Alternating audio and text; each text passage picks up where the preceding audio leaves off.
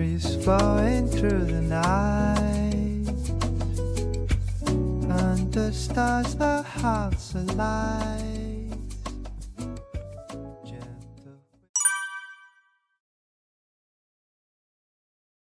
안녕하세요. 오늘은 그 명사절 해당하는 덩어리 단위를 배우고자 이 영상 강의를 찍게 되었고요. 저번 시간에는 명사 구에 대해서 배우고 왔습니다. 투부정사 ing. 자, 저희가 하는 거는 이제 거듭 말씀드리지만 이런 품사, 역할, 덩어리, 오형식이라는 체계를 밑바탕에 깔아두고 원래 이 모든 영어 문장은 5가지 중에 하나로 이루어져 있는데 그게 덩어리져 있기 때문에 잘 안 보이는 거구나.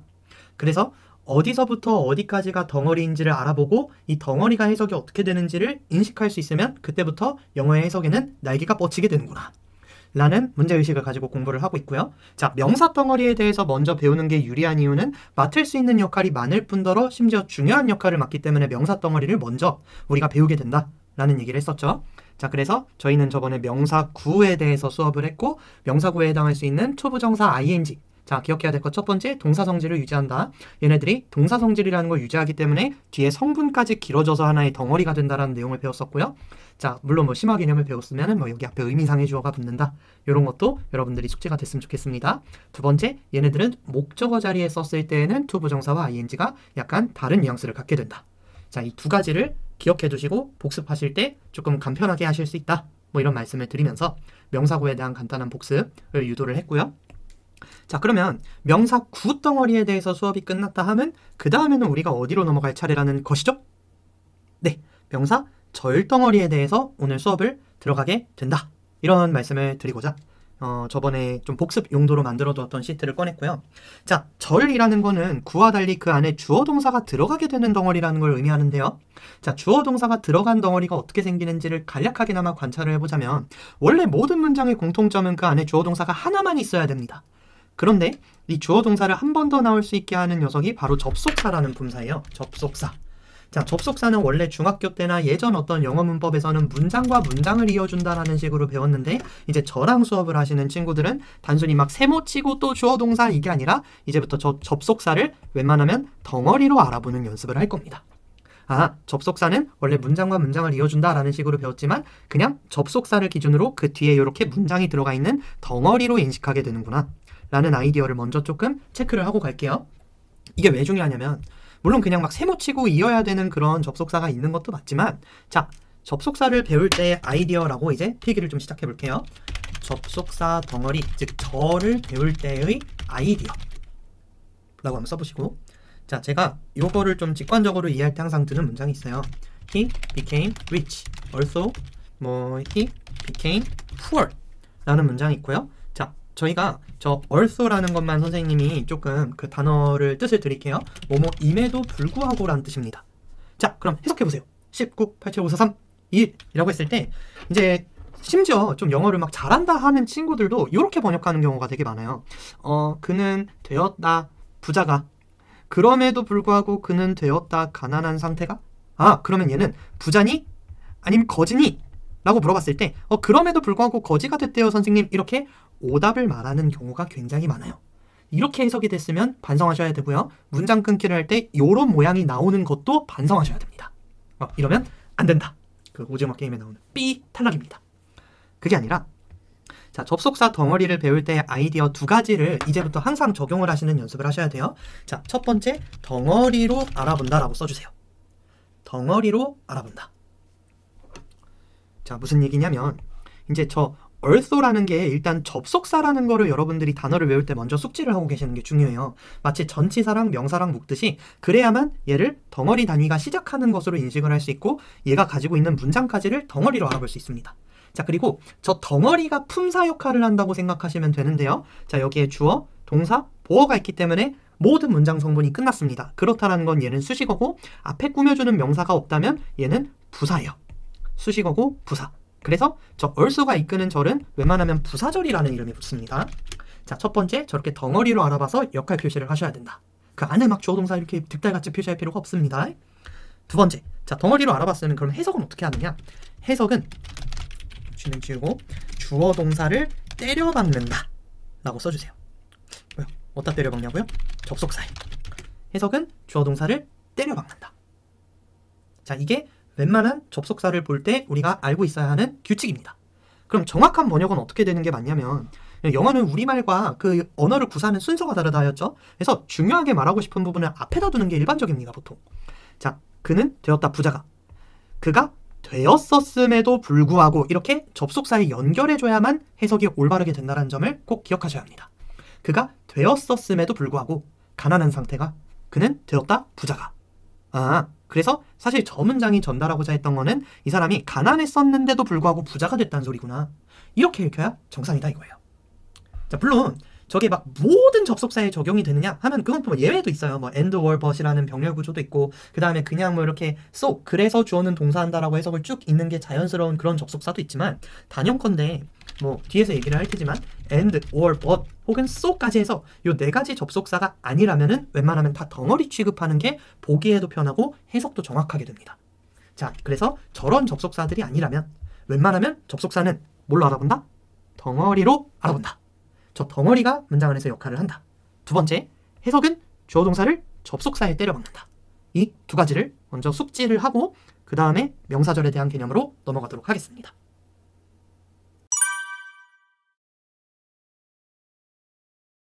명사절에 대해서 배운다라는 것은 그 절덩어리를 만들어줄 수 있는 접속사에 대해서 배운다는 소리도 됩니다. 그 접속사는 마치 전치사처럼 덩어리를 만들어주는 기능의 역할을 하는데요. 그렇기 때문에 문장에서 절대 못 알아보시면 안 되고 저렇게 명사 덩어리를 만들어줄 수 있는 접속사는 크게 보면 세 가지 범주가 있구나 라고 먼저 알아보시면 편합니다. 그게 순서대로 that, whether, if, 의문사절이라는 세 범주가 있구나. 그리고 저 덩어리가 명사가 된다는 것은 명사가 맡아줄 수 있는 역할 자리에 등장한다는 것이고 명사는 주어, 목적어, 보어, 자리 등 중요한 역할에 등장하기 때문에 저희가 가장 먼저 배우는 거라 했죠. 그래서 저런 접속사로 만들어지는 덩어리가 주어 자리, 목적어 자리, 보어 자리에 많이 등장하겠구나. 이런 걸 염두에 보시면서 이제부터 설명을 들어보시면 됩니다. 자, 가장 중요한 that부터 먼저 설명을 해야 하기 때문에 얘네들은 잠시 지워두고 that부터 필기를 하기 시작할게요. 자, 이 that 덩어리가 주어 자리, 목적어 자리, 보어 자리에 등장할 수 있다는 거를 저번에 투부정사 배웠을 때처럼 먼저 이렇게 체크를 해보고 첫 번째 예문부터 제가 한번 써보겠습니다.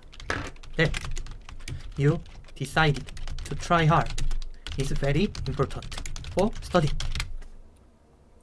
쓰는 시간은 잠시 멈추고 쓰시면 됩니다. 저는 바로 해볼게요. 이거를 접속사가 익숙치 않은 친구한테 야 해석해봐 라고 주면은 10중 8구 이런 식으로 나오는 경우가 되게 많아요. 너는 결심했다. 열심히 하는 걸 결심했다. 는 되게 중요하다. 그러니까 열심히 하는 게 되게 중요하다는 소린가? 공부할 때 이렇게 감으로만 받아들이기 때문에 문장에 체계가 안 잡히는 경우가 굉장히 많은데 이것만 지켜주면 돼요. 구문 수업을 할 때 너 SVOVC라는 형식에 대해서 배웠니? 뭐 제13 형식? 아니잖아요. 그러니까 저희의 전제는 모든 문장은 5가지 중에 하나로만 알아봐야 된다라는 전제를 가지고 거기에 맞게 문장을 어떻게 끊어야 될까? 어디서부터 어디가 덩어리일까를 고민하시는 게 올바른 구문 공부의 방향이다. 자, 저희가 접속사를 보면 무조건 해줘야 되는 게 뭐냐면 첫 번째, 덩어리로 알아보셔야 돼요. 저걸 절대 쌩 까면 안 됩니다. 단독으로 알아보거나 쌩 까지 말고 항상 여기에서 덩어리를 열어주시고요. 자, 문장이 끝나는 저 덩어리 안에 주어 동사 문장이 끝나는 지점까지를 이렇게 닫아두셔야 됩니다. 그러면 지금 저 덩어리가 문장 안에서 주어 자리에 등장하고 있으니까 주어 역할에 있다라는 거는 얘는 명사구나. 그럼 명사절일 때 해석이 나오겠구나. 이런 식으로 거꾸로 한번 생각을 해보시는 것도 중요하고요. 자, 명사절일 때 이 가장 많이 나오는 접속사인 대절은 해석이 이렇게 됩니다. 주어가 동사한다는 사실 혹은 것으로 고정한다고 해주세요. 물론 뭐 주어가 동사한다는 것으로 배운 친구들이 많을 테지만 이제 나중에 나오는 what이라는 명사절이랑 구별을 해줘야 되기 때문에 저는 사실이라는 식의 해석을 좋아한다는 거를 먼저 언급을 하고 갈게요. 자, 그러면 올바른 해석은 어떻게 되느냐? 저렇게 접속사로 덩어리로 알아봤다면 그 다음에 해석은 이 안에 있는 주어 동사를 접속사에 때려박는다라는 식으로 이제 제가 강의를 한 바 있죠? 그러면 이렇게 됩니다. 올바른 해석은 너가 열심히 하기로 결심했다는 사실은 너가 열심히 하기로 결심했다는 것은 그러니까 네가 열심히 하기로 했다는 건 매우 중요하다.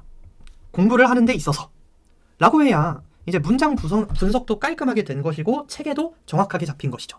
자, 이렇게 접속사는 덩어리로 알아본다는 게 굉장히 중요한 아이디어고요. 그 다음에 해석은 그 안에 있는 주어 동사를 접속사의 뜻에 맞게 때려박는다.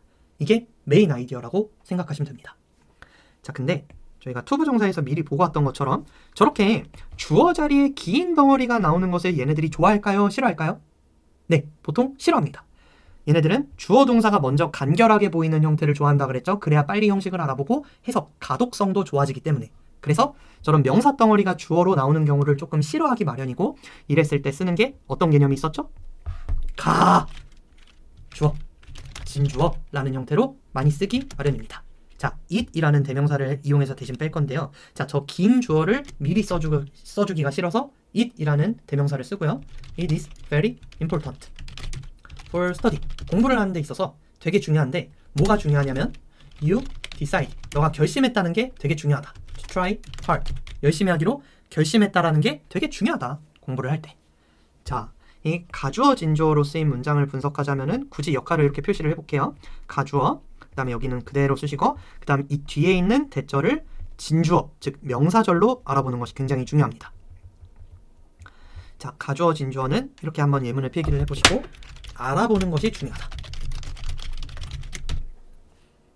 라고 메모를 좀 해주세요.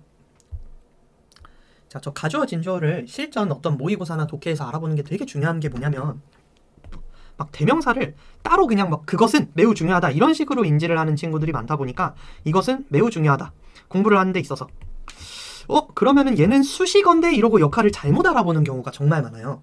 그게 아니라 지금 저 자리에 대시 있는 것은 이 해석이 안 되는 가주어이며, 저 가주어가 뒤에 진짜 주어가 있습니다 라고 인지를 시켜주는 역할을 하기 때문에 여전히 뒤에 있는 대절을 수식어가 아니라 명사로 알아보시는 게 되게 중요해요.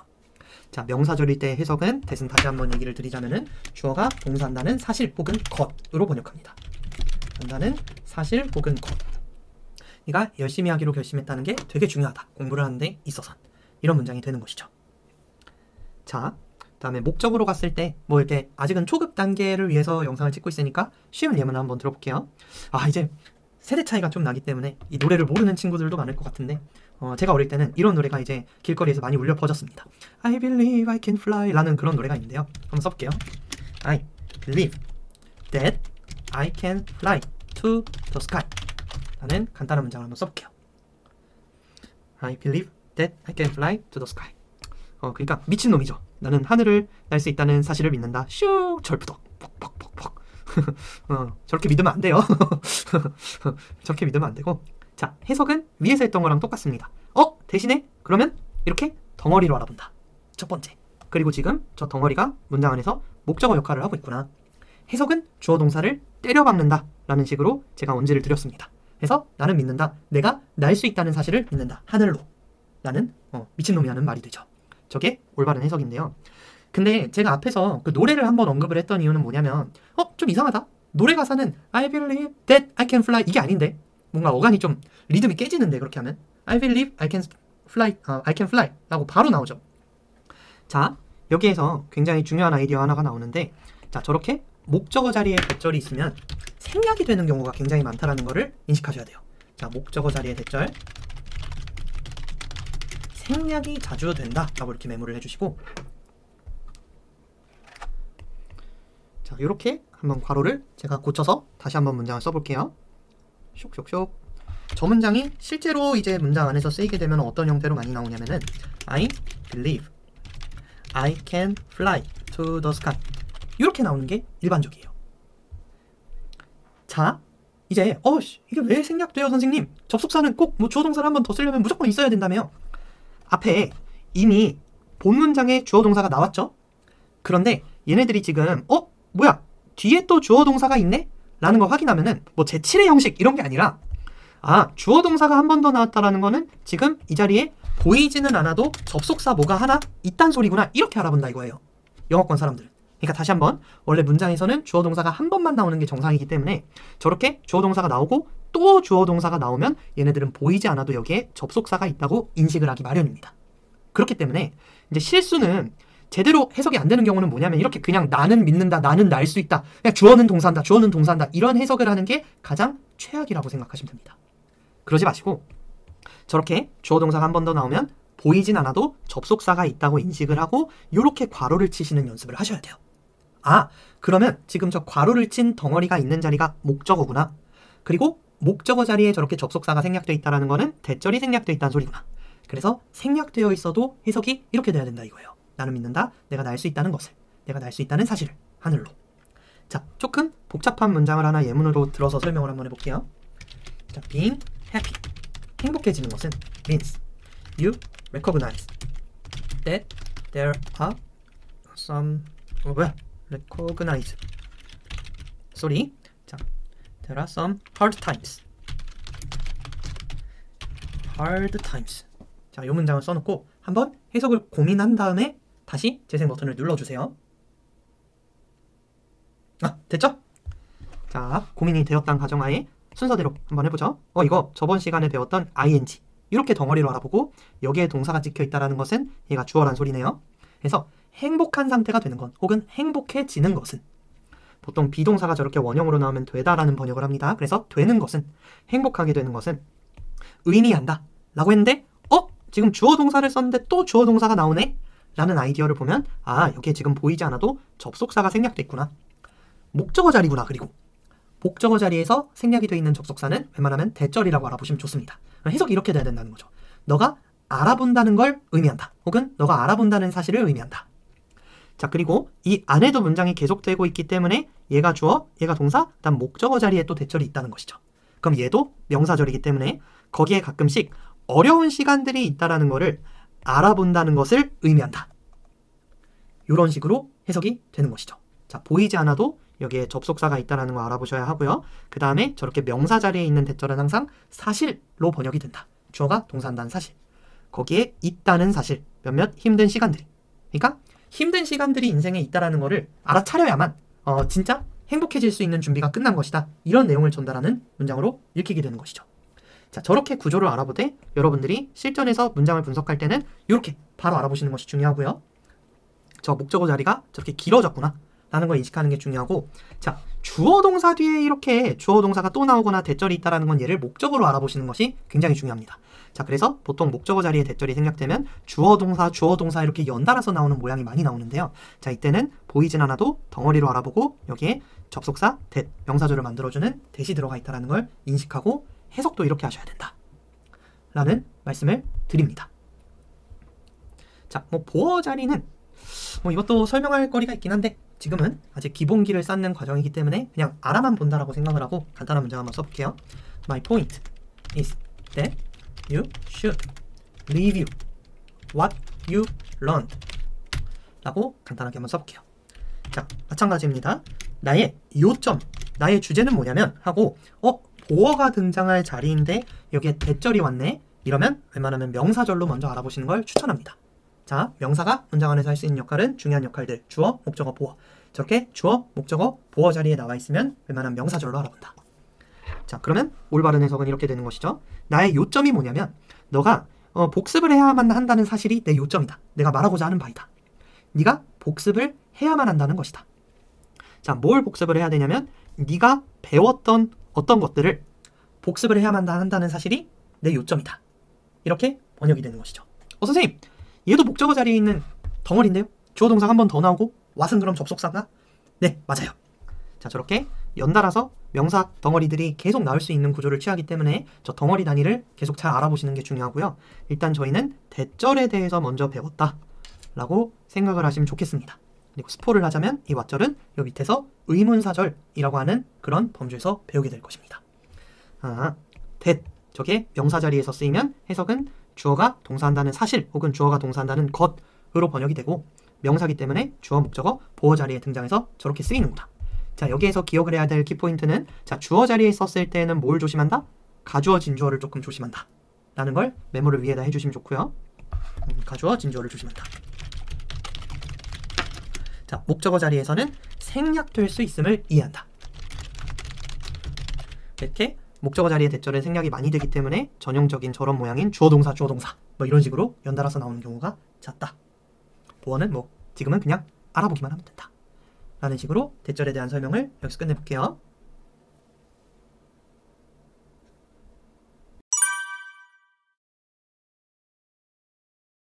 두 번째 명사절 덩어리 whether, if절에 대해서 다루게 될 텐데요. 먼저 얘네들을 배울 때 가장 중요하게 먼저 좀 숙지를 해야 되는 특징을 써놓고 들어가도록 하겠습니다. 자, 이 whether if라는 명사절을 배울 때에는 이 친구들이 명사절일 때와 부사절일 때의 차이를 숙지한다. 이렇게 좀 크게 메모를 하고 들어가 보도록 할게요. 자, 이 친구들이 명사절일 때와 부사절일 때의 차이를 숙지한다. 쇽쇽쇽 이렇게 해놓고 굵은 글씨로도 한번 해보고. 자, 좀 스포를 드리자면 계속 말씀드리는 것처럼 명사라는 것은 문장에서 웬만하면 주어, 목적어, 보어 자리에 등장하게 될 것이고요. 그 다음에 부사절이라는 것은 수식어 자리에 있지만 명사를 꾸미지 않는 수식어를 저희가 부사라고 한다 라는 걸 한번 언급을 드린 적이 있었죠. 이렇게 해놓고 먼저 이 whether 이라는 접속사부터 좀 설명을 하고 들어가 보도록 할게요. 이 친구가 명사절로 쓰이면 자, 주어가 동사 하는지 아닌지 혹은 주어가 동사인지 아닌지라는 해석이 된다라는 걸 언급을 하고 가겠습니다. 그러니까 인지 아닌지 하는지 아닌지 이렇게 한번 써보시고, 자, 간단한 예문 하나 들어보겠습니다. Whether he can finish the project on time depends 배터리 부족 depends on his competence라는 명사 하나만 좀 학습을 시킬게요. 자, competence competition이라고 하면은 경쟁이라는 뜻이 있고 competent라고 하면은 유능한이라는 형용사 형태고요. competence라고 하면은 유능성, 유능함, 능력이라는 명사 뜻으로 바뀝니다. 물론 하나만 더 적어두자면 compete라고 쓰는 이 동사는 경쟁하다라는 동사로 쓰이고요. 자, 이렇게 예문을 하고 한번 해석을 해보도록 할게요. 또 막 못 알아보고 그는 끝낼 수 있다 이러면 이제 안 돼. 날아가는 거야 그 순간. 이게 아니라 이 whether를 가지고 덩어리로 알아본다. 덩어리는 웬만하면 문장이 끝나는 곳을 찾아서 이렇게 닫아주고 얘가 주어 자리에 있을 때는 웬만하면 동사 앞까지 다 끊으면 저렇게 주어절이 완성이 됩니다. 그렇게 해놓고 해석은 그냥 막 주어는 동사한다 이렇게 무지성으로 있는 것이 아니라, 자, 그가 끝낼 수 있는지 아닌지는, 그가 끝낼 수 있는지 아닌지는 이렇게 주어 동사를 접속사에 때려박는 식으로 해석이 되어야 한다.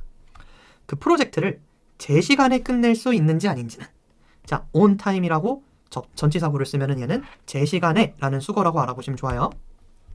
자, 그래서 그가 그 프로젝트를 제 시간에 끝낼 수 있는지 아닌지는 depends on, 자, 하나의 동사로 보시면 편합니다.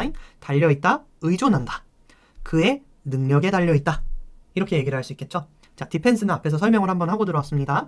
제가 달려있다라는 뜻이기 때문에 달려있다, 그의 능력에 이렇게 수식어로 알아보셔도 상관이 없지만 저렇게 전치사까지 하나의 동사로 알아보면 편한 그런 덩어리 동사들이 있다고 삼형식에서 설명을 드렸고요. 저렇게 전치사까지 묶었으면 뒤에 있는 명사는 행동의 대상이 되는 목적으로 알아볼 수도 있다 이런 얘기를 드렸죠. 그래서 그가 그 프로젝트를 제 시간에 끝낼 수 있는지 아닌지는 그의 능력에 달려있다 이런 삼형식 문장이었죠. 저렇게 접속사 덩어리를 잘 알아보면 알아볼수록 실제로 문장이 오형식대로 보이기 시작하고 해석도 간편해지는 거구나. 자, 그러면 이 친구도 지금 주어가 너무 길어요 때문에 가주어 진주어로 쓸 수 있는 건 똑같습니다.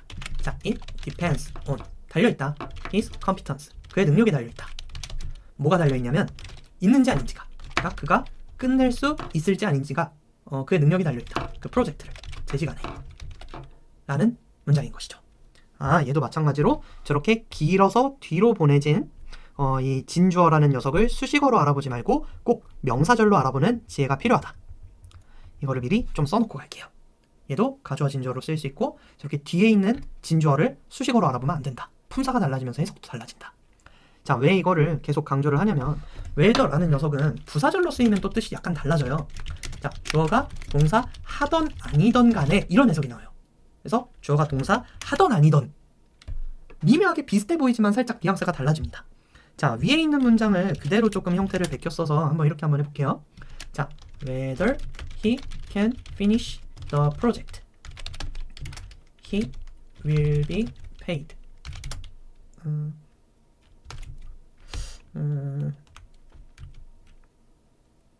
get the same salary 이렇게 한번 써볼게요.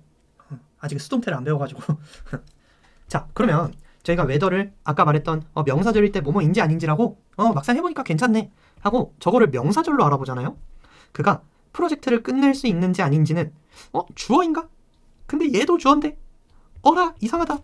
일단 인지 아닌지로 해보자.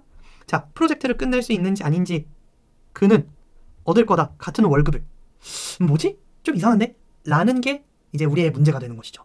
자, 근데 지금 he will이라는 거는 지금 빼박 문장 안에서 주성분으로 쓰이고 있는 주어와 동사입니다. 자, 그렇다는 건 지금 저 whether 덩어리는 문장에서 중요한 역할을 하지 못하고 수식어로 등장해 있다. 이런 거를 여러분들이 좀 알아보시면 좋아요. 수식어고 이렇게 긴 수식어가 뒤에서 앞으로 명사를 꾸미는 게 아니라면은 얘는 지금 부사절이구나. 이렇게 알아보셔야 돼요. 부사절. 자, 그래서 같은 모양일지언정 얘가 등장하는 위치에 따라서 역할이 다르고 해석하는 방식도 다르게 된다. 이게 구문 수업에서 가장 중요시 다뤄야 될 내용 중에 하나라고 생각을 하시면 좋아요. 자, 부사절일 때는 주어가 동사 하던 아니던 간에 이런 식으로 약간의 뉘앙스 차이가 있는데요. 자, 이걸 적용해서 한번 해석을 해보면은 어떤 식의 해석이 완성이 되냐면, 자, 그가 그 프로젝트를 끝낼 수 있던지 아니던 간에, 끝낼 수 있던 아니던 간에 걔는 월급은 똑같아. 이런 얘기가 되는 것이죠. 살짝 뉘앙스가 달라지게 됩니다. 그래서 걔가 프로젝트를 끝낼 수 있던지 간에, 뭐 능력이 얼마나 출중하던지 간에 걔는 월급 받는 거 똑같다. 그러니까 열심히 뭐 할 필요가 없다. 이런 얘기가 뒤에 나오게 되겠죠. 그래서 whether if라는 명사절을 배울 때는 저렇게 얘네들이 명사절로도 쓰일 수 있지만 부사절로도 쓰일 수 있고 뜻이 살짝 달라질 수 있다는 걸 주의해가면서 배우시는 걸 추천드립니다.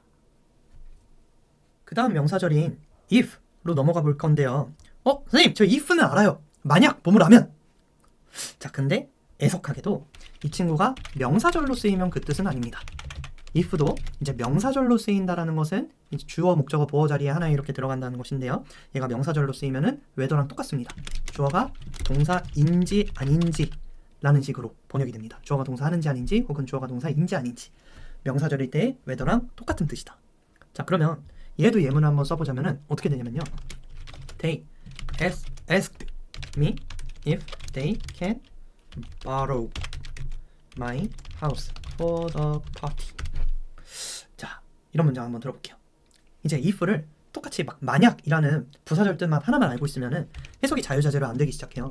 그들은 뭐 요청했다 나를, 만약 그들이 빌릴 수 있다면 나의 집을 파티를 위해서. 뭔 소리지? 이러고 안드로메다로 가버리는 것이죠.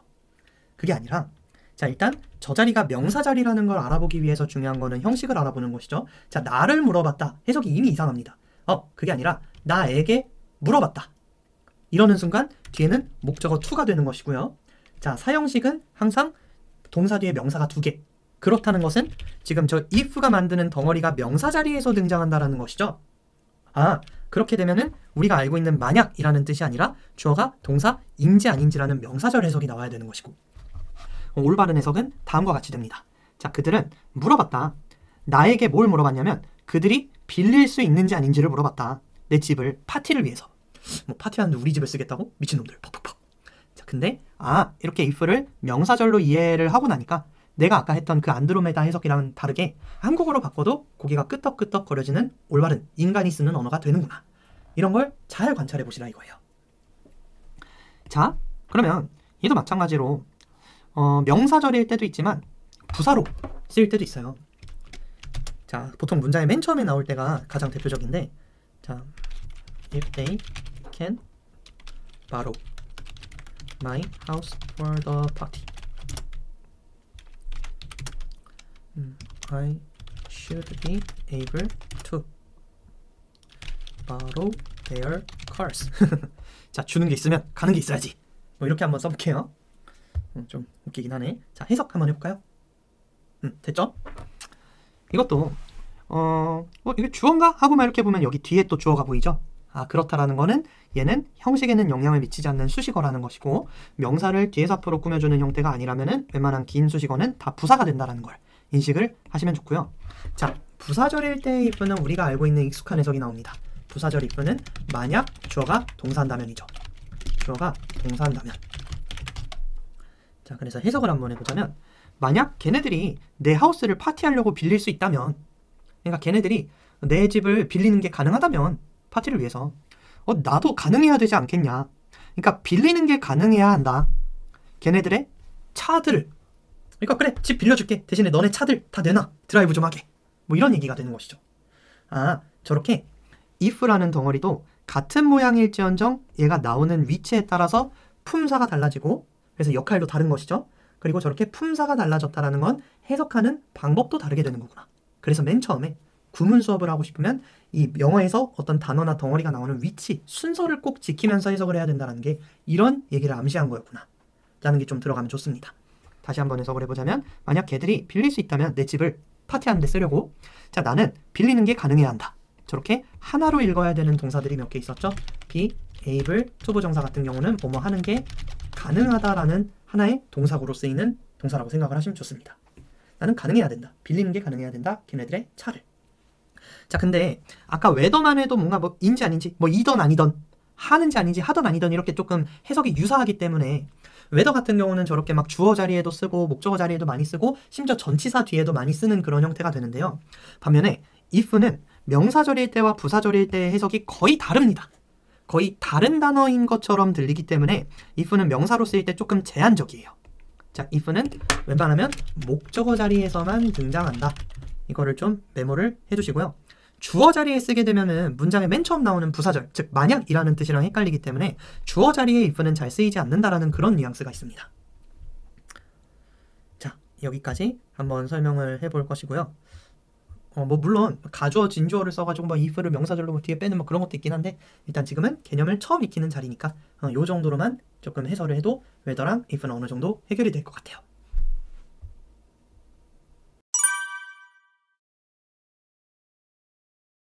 마지막 명사절 단계인 의문사절에 대해서 얘기를 할 건데요. 자, 의문사절도 이제 배우기 전에 모든 내용들을 효율적으로 넣을 수 있도록 주의를 해야 될 점을 먼저 좀 적어두자면 의문사절을 배울 때는 두 갈래로 나누어 배운다. 의문사절을 배울 때는 두 갈래로 나누어 배운다. 이렇게 지침을 먼저 써놓고 한번 가볼게요. 의문사절. 자, 꼭 복습하세요. 의문사절. 질문 안 받아요. 미안합니다. 자, 이제 의문사절이라는 걸 할 때는 먼저 뭐 중학교 때 간접 의문문이라고 배웠던 개념이랑 똑같아요. 근데 이제 조금 용어를 다르게 써서 직관적으로 이해를 해보도록 하겠습니다. 의문사란 이렇게 한번 해볼게요. 자, 의문사 자체는 의문문에 쓰여서 물어보는 대상을 구체적으로 특정하는 기능을 합니다. 자, 의문사라고만 했을 때는 얘는 의문문에 쓰여서 물어보는 걸 좀 더 구체적으로 물어보고자 할 때 쓰는 것이고요. 자, 우리가 막 영어가 익숙치 않은 사람들도 he is a person 막 이런 문장을 가지고 의문문으로 고쳐봐 하면은 요 정도는 가능하다 이거예요. 비동사를 의문문으로 쓸 때는 이런 식으로 쓰죠. is he a person? 이렇게 사람이니? 자, 이렇게 그는 사람이니? 이렇게 주어 동사 순서를 바꿔서 뒤에 물음표를 찍으면 의문문이 완성이 되죠. 비동사의 의문문은 비동사가 앞으로 튀어나간다. 비동사는 힘이 세서. 자, 그리고 저렇게 생긴 의문문에다가 보통 붙여서 쓰는 게 의문사예요. 의문사. 자, why is he a person? 더 비꼬는 말 같네. 왜 걔가 사람이니? 자, 혹은 how is he a person? 걔가 어떻게 사람이니? 막 이런 식으로. 왜 걔는 사람이니? 어떻게 걔는 사람이니? 이런 식으로 좀 비꼬는 것 같이 들리긴 하는데 저렇게 원래 의문문 앞에 붙어서 물어보는 대상을 특정하는 게 의문사가 하는 역할이에요. 자, 그리고 뭐 예를 들어 he plays the game. 걔는 그 게임을 한다. 라는 식으로 문장을 썼을 때 얘는 의문문으로 어떻게 바꾸죠? plays he the game? 네, 아니라는 거 아셔야 돼요. 자, 비동사를 쓸 때와 일반 동사를 쓸 때 의문문을 만드는 규칙이 다른데요. 자, 일반 동사를 썼을 때는 일반 동사는 힘이 약하기 때문에 비동사에 비해서 힘이 약하기 때문에 도와주는 동사인 do 혹은 does를 스위치에 맞게 쓰고요. 그리고 뒤에 있는 동사는 도움을 받았다 해서 이렇게 동사 원형으로 써주는 게 원칙입니다. Does he play the game? 자, 그는 게임하니? 이렇게 물어보는 의문문이 완성됐죠. 자, 여기다가 뭐 Where does he play the game? 걔는 어디서 그 게임을 플레이하니? 자, 이렇게 쓸 수 있는 의문문이 하나 있을 수 있겠고요. 혹은 자, When does he play the game? 언제 걔는 그 게임을 플레이하니? 이렇게 물어보는 의문문이 있을 수 있겠고요. 아, 원래 의문사라는 거는 저렇게 의문문에 붙여서 물어보는 대상을 구체적으로 특정할 때 쓰이는 것이고 의문문이라고 했을 땐 저렇게 주어 동사 어순이 바뀌어 있는 것이 일반적이죠. 자, 근데 저희가 지금부터 배울 의문사절이라고 불리는 녀석은 옛날에 중학교 때는 간접 의문문이라는 개념으로 배웠어요. 의문사절이라는 것은 자, 우리가 의문사로 알고 있었던 의문사가 접속사 역할을 하여 절덩어리를 이끄는 것. 자, 의문사가 접속사 역할을 하면서 절덩어리를 이끌면서 문장 안에서 웬만하면 명사 덩어리로 기능하는 게 의문사절입니다. 자, 이때는 주의를 해야 될 게 있어요.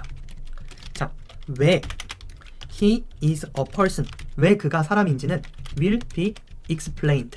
soon. 곧 설명될 거다.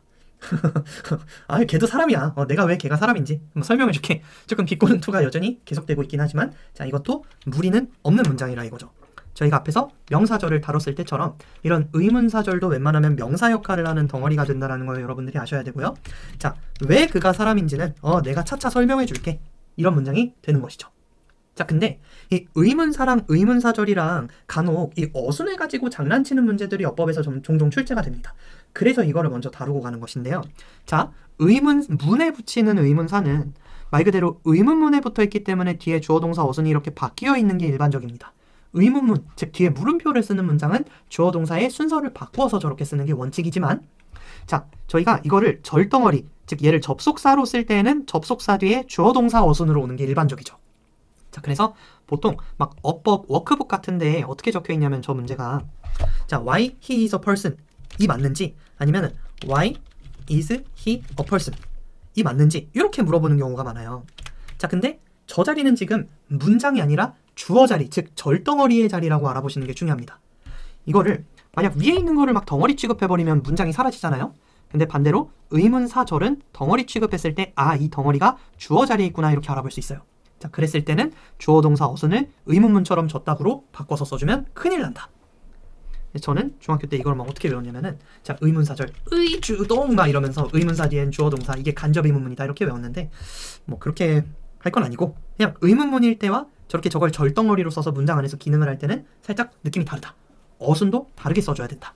왜? 접속사 뒤에는 주어 동사가 오는 게 맞으니까. 라고 먼저 이 의문사와 의문사절의 차이를 조금 숙지를 해두시면 좋겠습니다. 쟤는 의문문에 붙어서 마치 뭐 수식어처럼 이해를 해도 좋아요. 이게 물어보는 대상을 구체적으로 특정할 때 쓰이는 단독 단어고요. 의문사절은 이제 저희가 계속 배우고 있는 명사절, 덩어리를 만들어주는 기능을 하기 때문에 접속사 뒤 주어 동사 어순으로 써주는 게 맞다 라는 말씀을 드리면서 이제 의문사절을 시작해 보도록 할게요.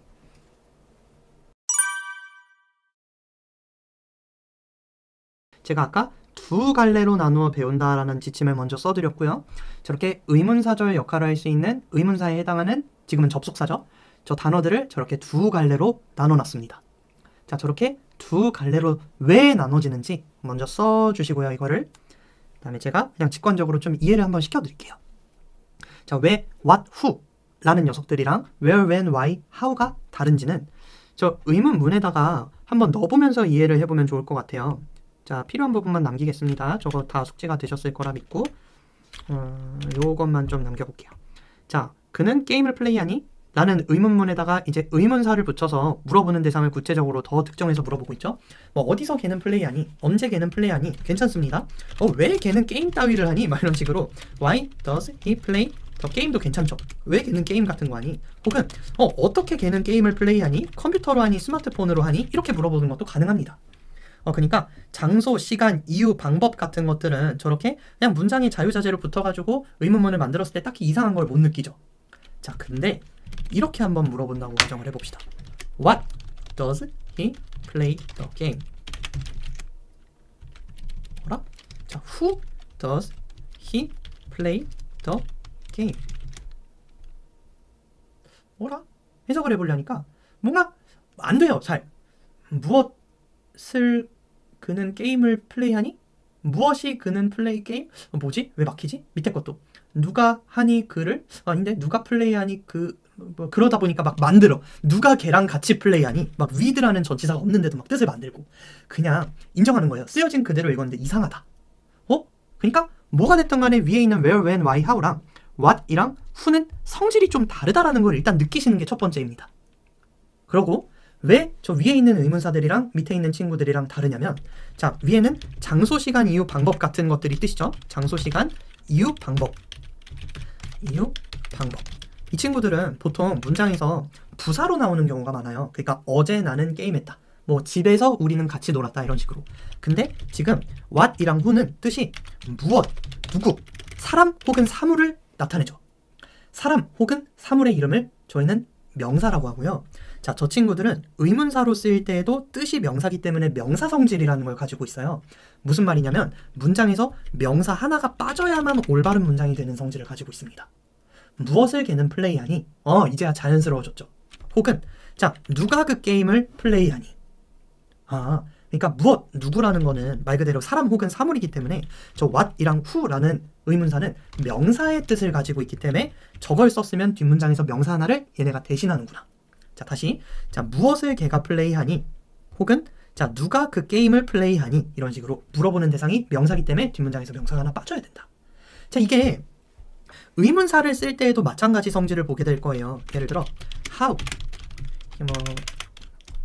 where he plays the game. 자, 의문사 절로 쓸 때는 저렇게 주어 동사 어순으로 나온다 하였죠. 접속사 주어 동사. 자, 그가 어디서 게임을 플레이하는지는 바로 his house, 그의 집이다. 자, 이랬을 때는 where이라는 접속사를 썼을 때 뒷문장에 딱히 명사가 빠지지 않는 걸 볼 수 있습니다. 자, 근데 만약 what이라는 접속사를 써서 의문사절을 만들면 what he plays is the Overwatch, 이렇게 Overwatch 2. 자, 그가 플레이하는 무엇은, 혹은 그가 무엇을 플레이하는지는 바로 오버워치 2라는 게임이다 라는 식으로, 지금 what이라는 명사 성질을 가진 접속사를 쓰게 되면은 뒤에서 명사가 하나 사라지게 되는구나.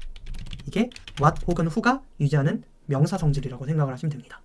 그렇기 때문에 자, 옆에 있는 명사 성질을 가진 접속사들과 아닌 접속사들을, 명사 성질이 없는 아닌 접속사들을 이렇게 나눠둔 거라고 보시면 돼요.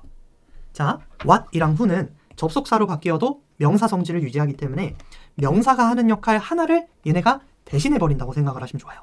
때문에 이제 뒤에는 바로 주어 동사가 나오는 게 아니라 주어가 사라진 채로 동사만 나올 수도 있고요. 혹은 자, 주어 동사는 나오는데 목적어가 빠진 형태로, 혹은 뒤에 보어가 빠진 형태로 나오는 경우가 대부분이라고 보시면 됩니다. 반면에 자, where, when, why, how 같은 친구들은 딱히 명사 하나를 대신하는 성질이 없고 오히려 뜻 자체로 보면 부사여서 뒤에는 완전한 문장으로 이어진다라는 걸 제가 이렇게 표시를 한번 해볼게요.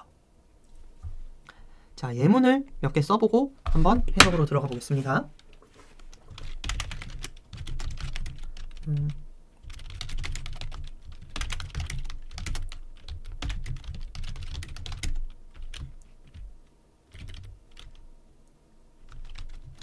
뭐 이렇게 한번 대략적으로 문장을 써볼 것이고요.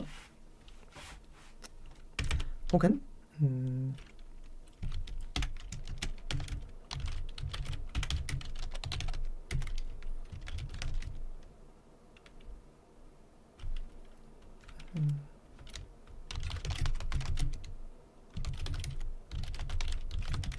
뭐 요런 두 개의 문장을 한번 써보도록 하겠습니다. 자, 문장 예문을 써보시고 먼저 해석을 해보시는 걸 권장드릴게요. 됐나요? 자, 그렇게 됐을 때 일단 얘네들은 해석이 어떤 식으로 이루어지냐면 동사만 나와 있는 경우가 있고 주어 동사는 있는데 뒤에 보어나 목적어가 없는 경우가 있다, 이렇게 말씀을 드렸어요. 왜냐면 what과 who가 명사 성질이라는 걸 유지하기 때문에. 그래서 주어가 없다면 저 what이나 who가 주어 역할을 하고 있다는 소리죠. 그래서 동사하는 무엇 혹은 누구, 아니면은 무엇이 누가 동사하는지라는 해석이 나올 때도 있고요. 자, 무엇, 누구 혹은 하는지라는 해석. 자, 그리고 주어 동사가 나와 있을 때에는 주어가 동사하는 무엇, 누구라는 해석, 아니면은 무엇을, 누구를 주어가 동사하는지라는 해석이 나올 때도 있다라는 걸 조금 복잡해요. 그죠? 해석도 자연스러운 방향이 언제 어느 때에 쓰이는 게 적절한지는 살짝씩 디테일에 따라서 달라질 수 있기 때문에 먼저 제가 복잡하더라도 저렇게 뜻을 두 갈래로 나누어서 좀 설명을 드려볼 것이고요. 자, 뭐가 맥락상 적절한지는 저 두 개의 뜻 중에 하나를 골라 쓰시는 식을 훈련을 해보시면 좋을 것 같아요. 숙제를 할 때. 저 같은 경우는 what을 보면 그냥 무엇이라는 식으로 해석을 해버립니다. 근데 무엇인데 주어가 없고 바로 동사가 나와있죠? 그럼 그 무엇이 만든다라는 식으로 해석이 될 겁니다. 만드는 무엇은, 혹은 무엇이 만드는지는, 두 가지 해석이 둘 다 가능해야 돼요. 자, 상당한 디테일을 뭐가 만드는지는, 혹은 상당한 디테일을 만들어내는 무엇은, 자, 이게 주어 역할을 하는 것이죠. 바로 열정이다, 그 직업에 대한 열정이다 라는 식으로 깔끔하게 떨어지는 이 형식 문장이었습니다. 그러니까 무엇이 그 상당한 디테일을 만드는지는 바로 열정이다, 직업에 대한. 직업에 대해서 열정을 가지고 있으면 상당한 차이가 남들과 생기게 된다, 뭐 이런 얘기죠. 저렇게 주어가 없는 상태에서 what이 주어 역할을 하는 경우도 있고요. 혹은 밑에 문장처럼 자, 그녀는 결정할 수 없었다. 누구인데 그녀가 믿을 수 있는 누구를 결정할 수 없었다. 혹은 자, 자, 누구를 그녀가 믿을 수 있는지를 결정할 수 없었다. 그러니까 아무도 믿지 못했다 뭐 이런 얘기죠. 참가자들 사이에서 누구를 그녀가 믿을 수 있는지를 결정할 수 없었다. 혹은 그녀가 믿을 수 있는 누구를 결정할 수 없었다. 이런 얘기가 되는 것이죠. 자, 두 가지 해석 중에 하나가 자유자재로 나올 수 있으면 좋고, 그 다음에 뭔가 해석을 무조건 이거 한다기보단 느껴야 돼요. 이게 왜 그렇게 해석이 되는지를 느껴야 됩니다. 자, 무엇인데 만드는 혹은 누구인데 그녀가 믿을 수 있는. 이런 식으로 해석이 되는데 해석이 되는 게 저 명사 성질을 지닌 what이랑 who가 이끄는 의문사절이구나 라는 거 한번 관찰을 해보시고요.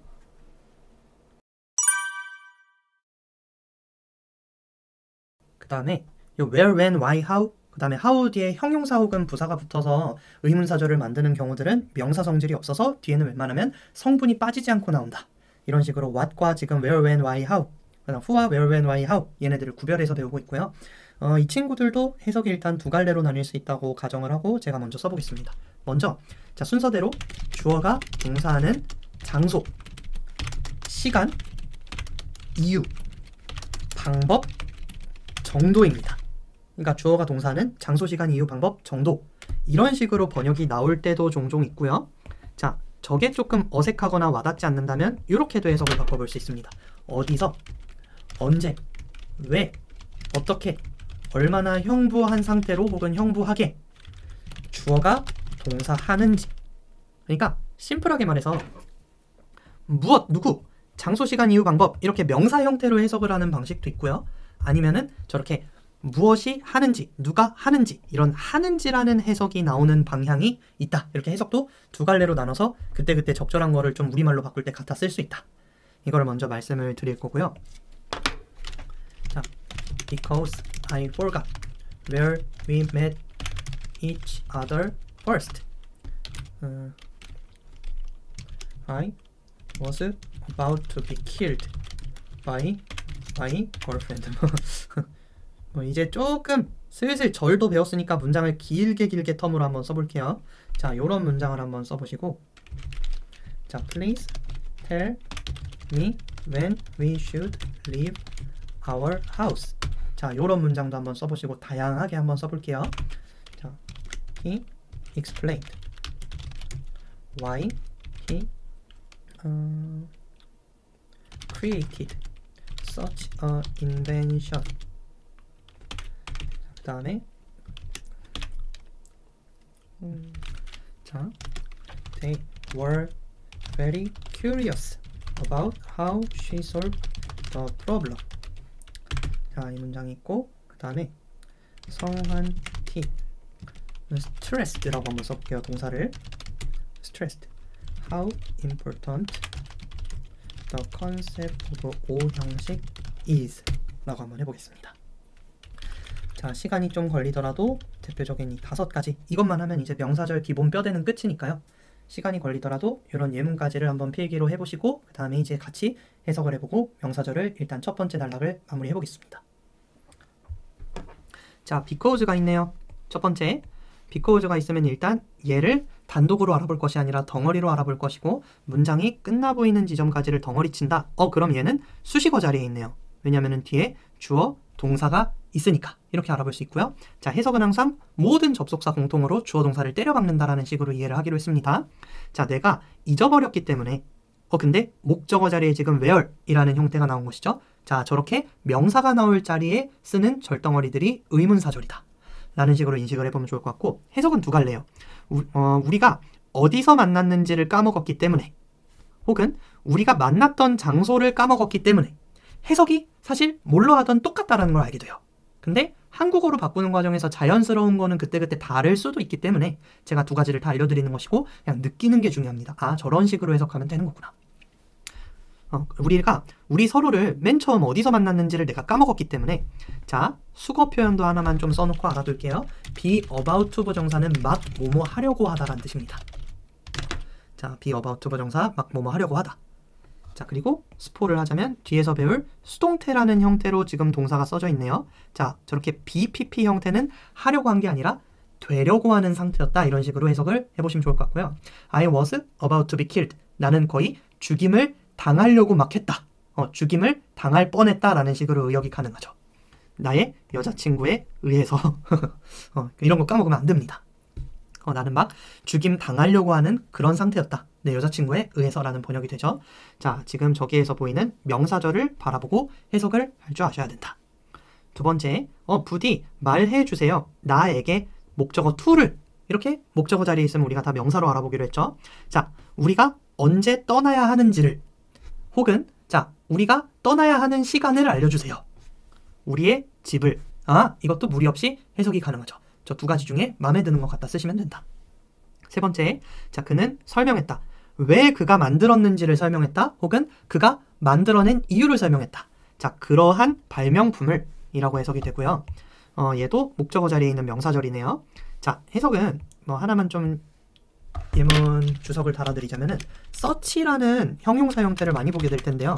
search, 형용사 명사 하면은 막 그러한 한 명사 이런 식으로 번역이 된다고 보시면 됩니다. 형용사가 없으면 그냥 없는 걸로 하시면 되고요. 왜 그러한 발명품을 만들었는지를 그가 설명했다 라는 식으로 인식이 됩니다. 형용사 쓰는 것도 잠깐 보여드리자면은 such a cute boy 이러면은 이런 귀여운 녀석, 그런 귀여운 녀석 이런 식으로 해석이 되는 구라고 보시면 되고요. 자, 물론 이 친구들은 명사 덩어리로 인식이 되기 때문에 전치사 뒤에도 들어갈 수 있다는 거 아셔야 돼요. 자, 걔네들은 매우 궁금해했었다. 뭐에 대해서 궁금해했냐면 이라고 이제 수식어가 나오는데 전치사가 보이네요. 그러면 이제 뒤에는 명사 자리라는 걸 저희가 알 수 있고요. 뭐에 대해서 궁금해했냐면 어떻게 그녀가 풀었는지에 대해서 궁금했다. 혹은 그녀가 풀었던 방법에 대해서 궁금했다. 그 문제를 이라고 번역이 되고요. 자, 저렇게 전치사 플러스 명사 덩어리는 문장에서 웬만하면 수식어로 알아보기로 하였죠. 그들은 그녀가 어떻게 그 문제를 해결했는지에 대해서 되게 궁금했다. 자, 다섯 번째입니다. 대망의 다섯 번째. 자, 일단 첫 번째로 스트레스는 우리가 알고 있는 그 스트레스가 맞아요. 근데 동사로 쓰이면은 강조하다라는 뜻이 있습니다. 스트레스 이렇게 딱 찝는 거를 스트레스라고 하는데 막 이러고 있는 걸 스트레스라고 하기도 하고 동사로 쓰면 강조하다라는 뜻도 있어요.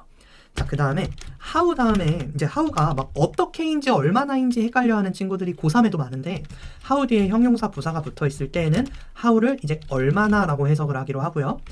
듣기 같은 표현에 많이 나옵니다. How much it is? 이거 얼마예요? is it이죠. 의문문으로 쓸 때는요. 이거 얼마예요? 라는 식으로 많이 물어보죠.